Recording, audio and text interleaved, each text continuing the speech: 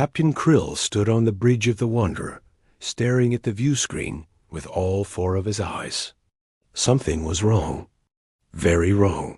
What is that thing? He asked quietly. His pilot, Vex, checked the sensors again. Her scales turned a worried shade of blue. I don't know, Captain. The computer says it doesn't match any ship in our database. The object floating in space ahead of them looked like a ship. But it was wrong. All wrong. Most ships in the galaxy were smooth and elegant. They had curved lines and bright colors. This ship looked angry. It was dark gray, covered in thick armor plates, and covered with strange marks and scratches. How big is it? Krill asked. About 3 times our size, Vex replied. But Captain, look at these readings. The hull is incredibly thick, at least 5 times thicker than a normal ship, and the radiation shielding. She paused. Sir, nothing needs that much shielding. Nothing. Tall, the science officer, moved closer to his console. His tentacles moved quickly across the controls. Captain, I'm detecting weapons systems. Lots of them. And they're not like our weapons. These are ... brutal. Kinetic cannons, explosive missiles, something that looks like it throws metal slugs at high speed. Who builds ships like that? Krill wondered aloud. Deathworlders, whispered Nim, the youngest crew member. Everyone turned to look at her. She looked scared. My grandfather told me stories about worlds so dangerous that only monsters could survive on them. He said the creatures from those worlds built ships like weapons. Ships meant to fight and kill. Krill felt a chill run through his body. Deathworld species were rare. Most planets that could support life were peaceful, gentle. The Galactic Council had only ever found 3 Deathworld species, and all of them were quarantined. Too dangerous to join the peaceful races of the galaxy. Scan for life signs, Krill ordered. Vex worked her controls. After a moment, she shook her head. Nothing. The ship appears to be dead. No power, no movement, no crew. Then we need to board it, Krill said. The crew looked at him in shock. Think about it. If this is a Deathworlder ship, we need to know more. We need to warn the Council. And we won't learn anything from out here. Tall's tentacles twisted nervously. Captain, I must protest. We have no idea what's on that ship. There could be traps, weapons, diseases, which is why we'll be careful, Krill interrupted. Vex, bring us alongside. Everyone, full protective suits. We go in armed and ready. The Wanderer moved slowly toward the mysterious ship. As they got closer, more details became visible. The hull was covered in strange symbols. Some looked like writing. Others looked like warnings. There were images, too. A yellow triangle with something in the middle. A skull shape, crossed bones. Those are warning symbols, Nim said softly. They have to be. Krill nodded.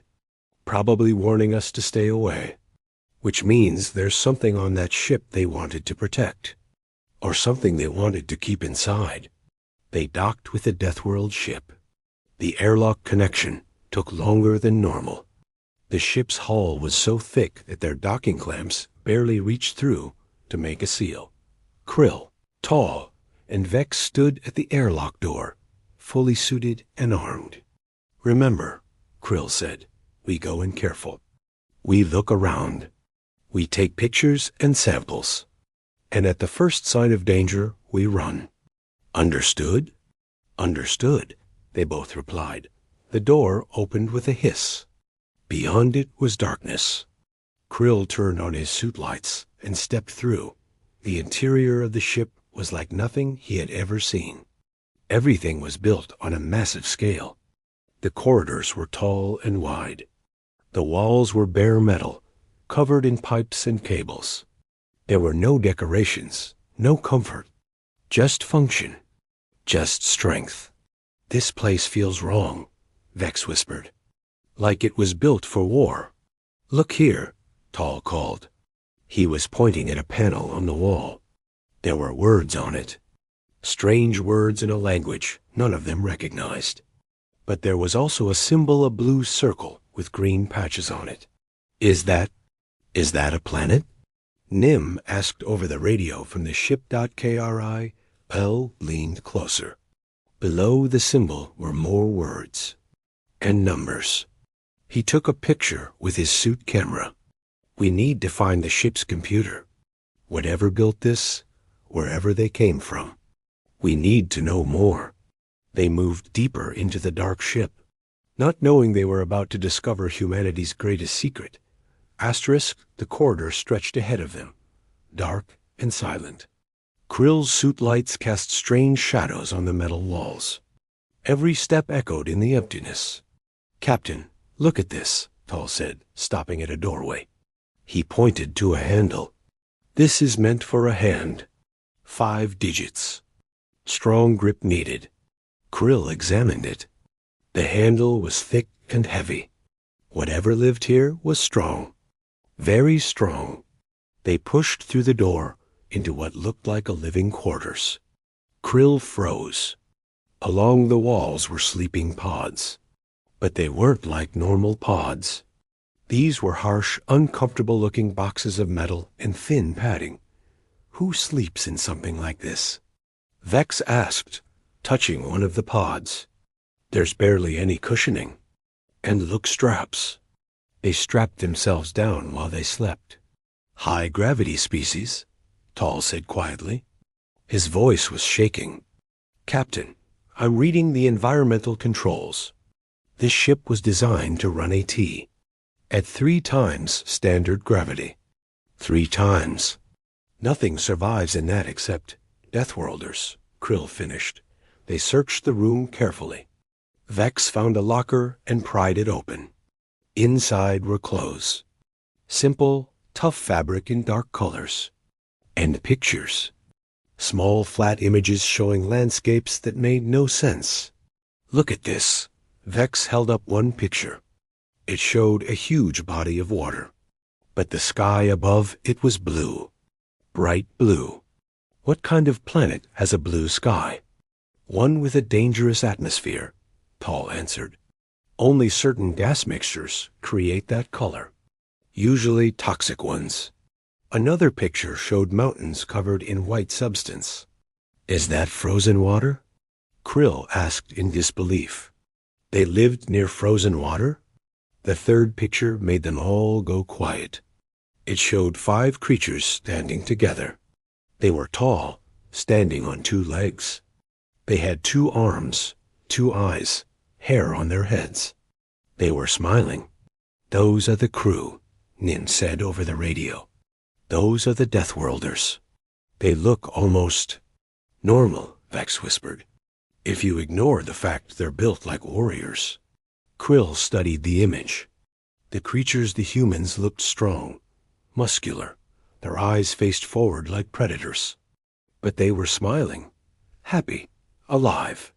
Come on, he said. We need to find their computer core. They moved through the ship, finding more and more disturbing evidence. A kitchen area where they processed food at temperatures that would kill most species. A medical bay with tools that looked more like torture devices than healing equipment. Exercise equipment designed to work muscles under crushing gravity.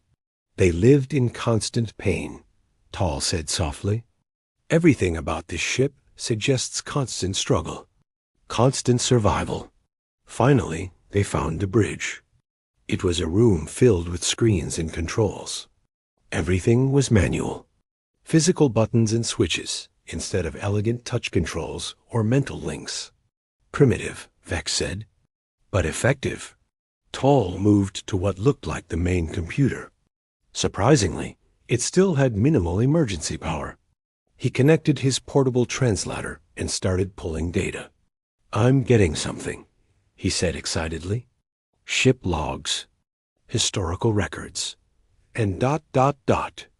Oh no, no. What is it? Krill demanded. I found their planet designation, their home world. Tall's tentacles were shaking. Captain, their planet is Class 12. Class 12. That's the highest danger rating possible. The computer says. He paused, reading. Extreme gravity. Dangerous atmosphere. Violent weather patterns. Tectonic activity. Predator species everywhere. Diseases. Radiation from their sun. Captain, their planet is trying to kill them every single day. And they survived, Krill said quietly. They didn't just survive. They thrived. They built ships and came to space. There's more, Tall continued. The planet's name is Earth, and these creatures call themselves humans. Captain, according to these logs, there are billions of them. Billions, and they're spreading. They've colonized multiple planets. They're exploring. They're expanding. Vex looked at the pictures again. But they look so ... so friendly in these images. Because they don't know any better, Krill said, a horrible realization dawning. To them, struggle is normal. Pain is normal. Danger is normal. They grew up on a world that tried to kill them, so they became unkillable. Tall pulled up more data. Their ships aren't warships, Captain. This is an exploration vessel. A science ship. This is what they build when they want to explore peacefully. Krill felt cold, despite his suit's heating. If this is their peaceful ship, what do their warships look like? Captain, Neem's voice came over the radio, urgent now. I'm picking up something on long-range sensors. Multiple ships. Coming this way. They're moving fast. Very fast. Human ships? Krill asked. I think so, sir. And Captain? They're hailing us. They want to talk. Krill looked at his crew. They were aliens who had found a ghost ship from a Deathworld. And now the Deathworlders were coming. Open a channel, he said. Let's meet humanity.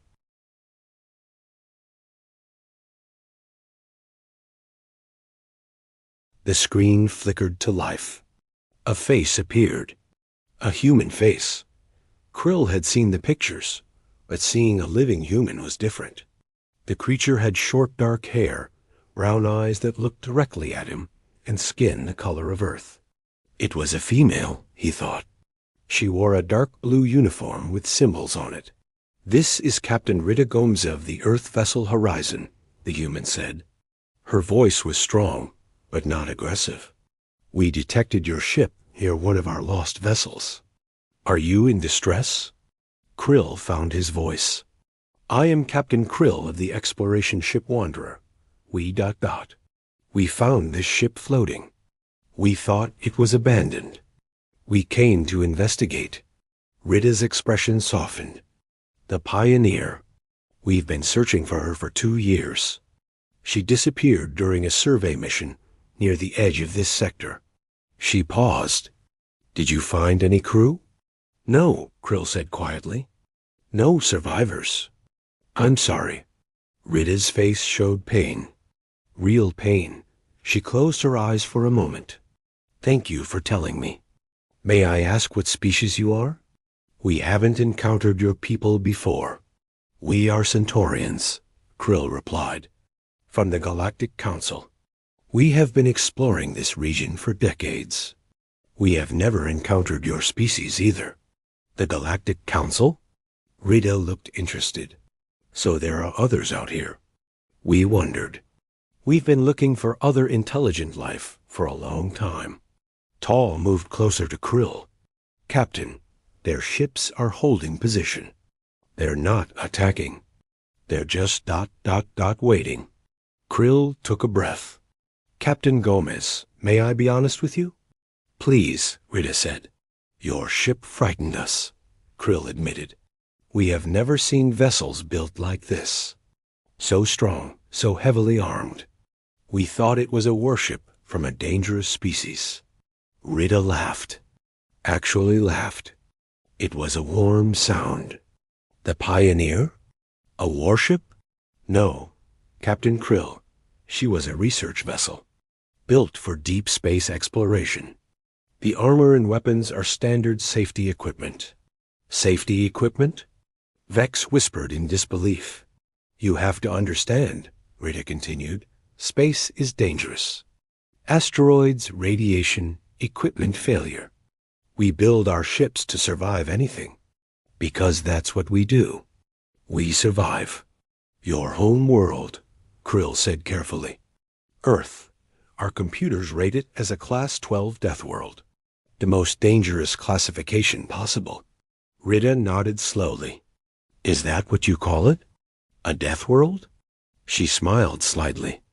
I suppose it makes sense. Earth is hard. Strong gravity, extreme weather, dangerous animals. But it's also beautiful. It made us who we are. You sound proud of it, Tal said, speaking for the first time. I am, Rita said simply. Earth taught us to adapt, to overcome, to never give up. Yes, it's harsh, but it's home, and it made us strong enough to reach the stars. Krill thought about this. Captain Gomez, may I ask, what are your intentions? Your species is expanding into space. You have powerful ships. What do you want? Rita looked surprised by the question. What do we want? The same thing you want, I imagine. To explore, to learn, to find others like us. We're not conquerors, Captain Krill. We're explorers. We've spent our entire history wondering if we were alone. Now we know we're not. But you're so strong, Vex said. So dangerous. Your world made you into warriors. Our world made us into survivors, Rita corrected gently. There's a difference. Yes, we can fight. We've fought wars among ourselves. We've overcome impossible challenges. But that doesn't mean we want to fight you. We want to meet you. To talk. To share knowledge. Krill felt something shift inside him. Fear becoming curiosity. You really mean that? I do, Rita said. Look, I understand we might seem scary. We're new to you. Different, but we're not monsters. We're just people trying to find our place in the universe. Your technology is advanced, Tal observed. Your ships are powerful. The Council will want to know about you. Then introduce us, Rita said with a smile. We'd be honored to meet your council, to join the galactic community. We have much to learn from you, and maybe something to teach as well. Krill made a decision. Captain Gomez, on behalf of the Centaurian people, I would like to formally welcome humanity to the known galaxy. Would you be willing to follow us to our nearest station? We can begin formal introductions there. Rita's smile grew wider. We would be honored, Captain Krill, and thank you for treating us with respect, for not shooting first and asking questions later. Why would we shoot? Krill asked, confused. Because many species would, Rita said quietly. They would see us as threats, as dangerous Deathworlders. But you saw past that. You saw us as people. As the communication ended and both ships prepared to travel together, Krill looked at his crew. Record everything, he said. This moment will change galactic history. Today, we found humanity. And they're not monsters. They're survivors. And maybe that's exactly what the galaxy needs. Vex looked at the human ships on the screen. Captain, what do you think will happen? Krill considered the question. I think humans will surprise everyone. They survived a Deathworld. They built ships that can withstand anything. And most importantly, they did it all while staying kind, staying curious, staying hopeful. He looked at the image of Earth on his screen. A blue marble covered in life. A world that created warriors who chose to be explorers instead. Humanity isn't our enemy, Krill said finally.